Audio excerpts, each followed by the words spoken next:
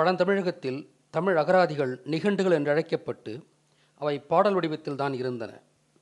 நிகண்டு வடிவத்திலிருந்து மாறுபட்டு தற்போதுள்ள அகராதி வடிவத்தை ஆக்கிய முன்னோடிகளில் ஒருவர்தான் யாழ்ப்பாண தமிழறிஞர் கதிர்வேலு.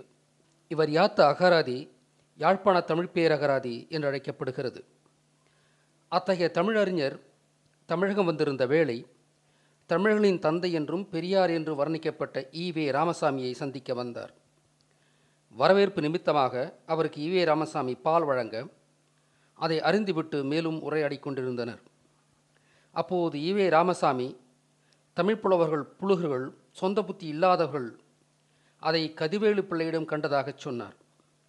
உடனே வெகுண்ட கதிர்வேலு பிள்ளை அவர்கள், நான் உன்னிடம் வந்ததே தவறு என்று சொல்லி தான் சற்று முன் குடித்த பாலை வாயில் விரல் விட்டு வாந்தி எடுத்து வெளியேற்றிவிட்டு அங்கிருந்து வெளியேறினார். இந்த நிகழ்வை ஈவே ராமசாமியே வெகு நாளைக்கு அப்புறம் ஒரு பொதுக்கூட்டத்தில் பேசியுள்ளார். அந்த சொற்பொழிவு ஒரு நூலாகவும் வெளிவந்துள்ளது. அதன் ஒளி நகல் இங்கே காண்பிக்கப்படுகிறது. இங்கே சில செய்திகளை நாம் கூர்ந்து கவனிப்பது நல்லது.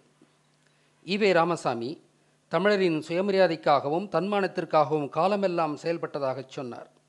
அது உண்மையானால் தனது கருத்தை ஏற்காத கதிர்வேலு பிள்ளை தனது எதிர்ப்பை தெரிவிக்கும் பொருட்டு தனக்கு கொடுக்கப்பட்ட பாலையே வாந்தி எடுத்து விட்டு கிளம்பினார் என்றால் கதிர்வேலு பிள்ளை அவர்கள் மிகுந்த தன்மானமுள்ளவர் என்பதுதானே பொருள். எனவே கதிர்வேலு பிள்ளையை பற்றி பெருமையாகத்தானே ஈவே ராமசாமி பேசியிருக்க வேண்டும். ஆனால் ஈவே ராமசாமி அவரை வாயாடி புலவர் என்று தான் அழைத்தார். அதாவது தம்மை ஒருவன் முட்டாள் என்றும் பொய்யன் என்றும் சொல்லும்போது எதிர்ப்பு தெரிவிக்காமல் பல்லிழித்து கொண்டு நிற்பவனை ஈவே ராமசாமி மெச்சுவாராம். ஆனால் தனக்கு ஏற்பட்ட அவமானத்தை பொறுக்காமல் தனது எதிர்ப்பை ஏற்ற முறையில் காட்டினால் அவரை வாயாடி புலவர் என்று மேலும் இழிவுபடுத்துவாராம். என்னே உயர்குணம், என்னே பகுத்தறிவு! அடடா அடடா! ராமசாமியை செருப்பால் அடித்து விட்டும் ராமசாமியாகவே கடைசி வரை வாழ்ந்த சாமியே! முள்ளிவாய்க்கால் தான் ஐயா தமிழர்களின் வரலாற்று திறவுகோல். ஈவே ராமசாமியின் கூற்றுப்படியே கதிர்வேலு பிள்ளை ஒரு புழுகன் என்றும் சொந்த புத்தி இல்லாதவர் என்பதும் உண்மை என்றே ஒரு பேச்சுக்காக கொண்டாலும் அப்படி தன்னை சொன்னதை ஏற்காததால் தான் வந்த இடத்தில் உண்ட பொருளை வாந்தி எடுத்தது ஒரு வியக்கத்தக்க தன்மான செயலா இல்லையா? ஈவே ராமசாமி உண்மையிலேயே தமிழின் தன்மானத்திற்காக பாடுபட்டது உண்மை என்றால் என்ன பேசியிருக்க வேண்டும்? கதிர்வேலு பிள்ளை புழுகன், சொந்த புத்தி இல்லாதவன் என்பதுதான் இப்போதும் எனது கருத்து. ஆனால் அந்த மனிதனுக்கு அசாத்தியமான தன்மானம் உள்ளது. அதை நான் மதிக்கிறேன். இதை தமிழர்கள் எல்லோரும் தன்மானத்திற்கு ஒரு நல்ல உதாரணமாக ஏற்று இந்த முறையில் வாழ கற்றுக்கொள்ளுங்கள் என்றுதானே பேசியிருக்க வேண்டும். ஆனால் ஈவே ராமசாமி அத்தகைய அறிஞரை வாயாடி புலவர் என்றே வர்ணிக்கின்றார்.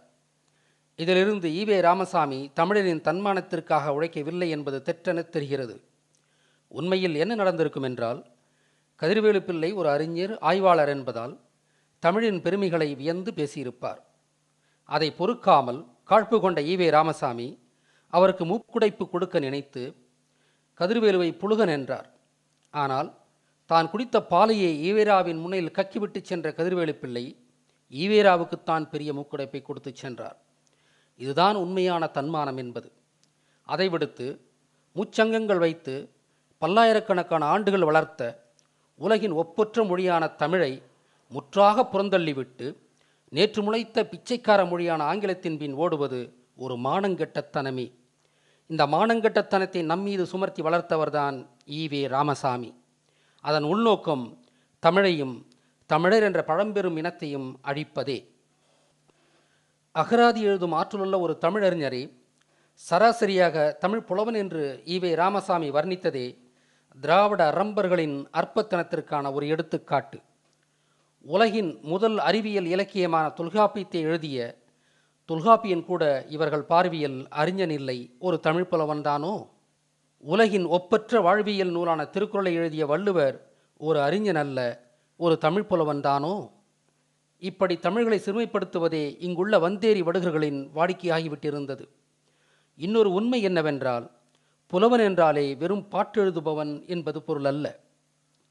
புலவன் என்றால் புலமை மிக்கவன் என்பதுதான் பொருள். ஐம்புலன்களின் ஊடாக தனக்கு வரும் செய்திகளை பகுத்து ஆய்ந்து அதன் மெய்ப்பொருளை அறியும் அறிஞர்களே புலவர்களாவர்.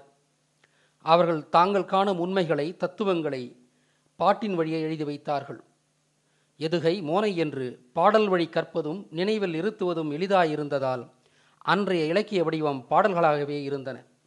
இந்த ஆழமான உண்மைகளை எல்லாம் பகுத்தறி தெரியாத மர மண்டைகளுக்கு எங்கே புரிந்திருக்கப் போகிறது? தமிழர்களின் மொழி, கலைகள், இலக்கியம், அறிவியல், தொழில்நுட்பம், தத்துவம் என்று அனைத்தையும் காழ்ப்புற்ற வந்தேரிகள் தமிழை நீசபாசை என்றும் காட்டுமிராண்டி மொழி என்றும் அழைத்து தமது அரிப்பை தீர்த்து கொண்டதிலிருந்தே இவர்கள் தமிழருக்காக உழைக்கவில்லை, தமிழர்களை ஏய்ப்பதற்கென்றே உழைத்தனர் என்பது புரிகிறதல்லவா? ஆகவே தமிழர்களே, திராவிட இயக்கங்களை ஒழிக்காமல் தமிழன் மீண்டெழ முடியாது. திராவிட இயக்கங்கள் என்ற முள் மரங்களின் ஆணிவேர் என்பதே ஈவே ராமசாமி தான். எனவே இந்த ஆணிவேரை பிடுங்கி எறிவதே ஒவ்வொரு தமிழனின் தலையாள கடமையாகும். இதில் ஈவு இரக்கம் காட்ட ஒன்றுமில்லை. திராவிடமும் திராவிடத்தின் ஊடாக நம்மை ஆளும் ஆரியமும் அரசின் அடிப்படை கடமையான, மீண்டும் சொல்லுகின்றேன், அடிப்படை கடமையான கல்வியை தனியாரின் கொள்ளைக்கு விற்றன. மக்களை கெடுக்கும் சாராயத்தை அரசுடைமையாக்கி அந்த வருமானத்தில் இலவசங்களை காட்டி ஆட்சியில் கொழுக்கின்றன. தன்மானம் தன்மானம் என்று பேசிய திராவிட அரசுகள் உழைத்து பொருளிட்ட வாய்ப்புகளை உருவாக்கி தற்சார்பும் தன்மானமும் உள்ளவர்களாக தமிழர்களை மாற்றாமல் எப்போதுமே இலவசங்களுக்கு இயங்கும் பிச்சைக்காரர்களாக வைத்திருக்கின்றன. அதோடல்லாமல் ஈழத்தை அழித்தது ஆரியமும் திராவிடமும் செய்த கூட்டு சதி. முள்ளிவாய்க்காலின் குண்டு சத்தமும் மரண ஓலங்களும் தமிழரது நித்திரையை கலைத்துவிட்டது. விழித்து கொண்ட தமிழர்களே, இனி விழிப்போடே வாழுங்கள். தமிழகத்தில் துளிர்க்கும் தமிழிய இயக்கங்களை திராவிட இயக்கங்கள் எப்படி நீர்த்து போக வைக்கின்றன என்பதை சமீபத்திய நிகழ்வுகள் மூலம் நீங்கள் அறிந்திருப்பீர்கள். எனவே தமிழர்களே, விழிப்பும் வீரமும் போர்க்குணமும் நமது அன்றாட தேவைகள். தமிழ் மண்ணில் ஆரியத்தையும் திராவிடத்தையும் ஒரு சேர வீழ்த்துவோம். தமிழ் மண்ணில் தமிழராட்சி நிறுவுவோம். தமிழ்நாட்டை தமிழரே ஆள வைப்போம். வாழ்க தன்மான புலி கதிர்வேடு, வீழ்க தமிழ்ப்பகை சக்திகள். இந்த காணொளியை முடிப்பதற்கு முன்பாக சில கேள்விகளை உங்கள் முன் வைத்து விடைபெறுகிறோம்.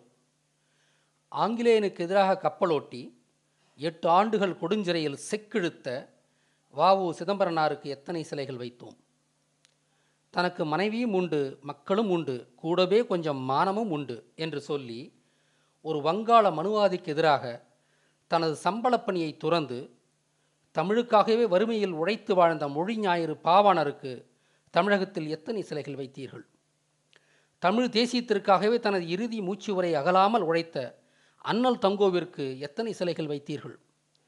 தமிழ் தேசியம் பாடியதால் சிறை சென்ற பாவலரேறு பெருஞ்சித்தனர் அவர்களுக்கு எத்தனை சிலைகள் வைத்தீர்கள்?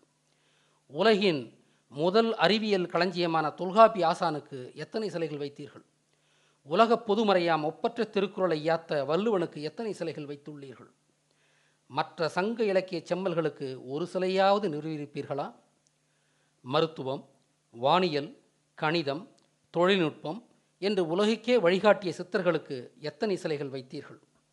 ஓமியோபதி எனும் நஞ்சை நஞ்சால் முறிக்கும் முறை, அக்குபஞ்சர் எனும் தொடு மருத்துவம், கராத்தே எனும் வர்மம், ஹிப்னாட்டிசம் எனும் நோக்கு வர்மம் போன்ற எண்ணற்ற கலைகளின் உண்மை படைப்பாளிகள் இந்த தமிழ் சித்தர்கள் தாமே. இப்படி எங்கள் கேள்விகள் ஆயிரக்கணக்கில் நீளும். ஆமாம், ஆயிரக்கணக்கில். இப்படி அரும்பெரும் செயல்கள் செய்த ஆயிரம் தமிழறிஞர்களுக்கு சிலை எடுக்காமல், ஐயகோ தான் ஒரு கன்னட தெலுங்கன் என்று ஓயாமல் ஓதிக்கொண்டு, தமிழை காட்டுமிராண்டி மொழி என்று 1,00,000 முறை சொல்லிக்கொண்டு, ஊருக்கு ஒரு மாளிகை கட்டிக்கொண்டு, தமிழனை திருத்துகிறேன் என்ற போர்வையில் வேசி மகனே, மானங்கட்டவனே என்று சதாகாலமும் திட்டிக்கொண்டே தனது வாழ்நாள் முழுமையும் செலவிட்டவனுக்கு எத்தனை ஆயிரம் சிலைகளை இந்த திராவிட அரம்பர்கள் வைத்துள்ளார்கள் என்ற விவரம் உங்களுக்கு தெரியுமா? எத்தனை ஆயிரம் சிலைகள்? கணக்கெடுங்கள் தமிழர்களே. வந்தேரி அரம்பனுக்கு கோயில் கட்டி கும்பிட்டால் உனது தன்மானமும் தன்னம்பிக்கையும் வளருமா? சிந்திப்பாய் தமிழா, சிந்திப்பாய்.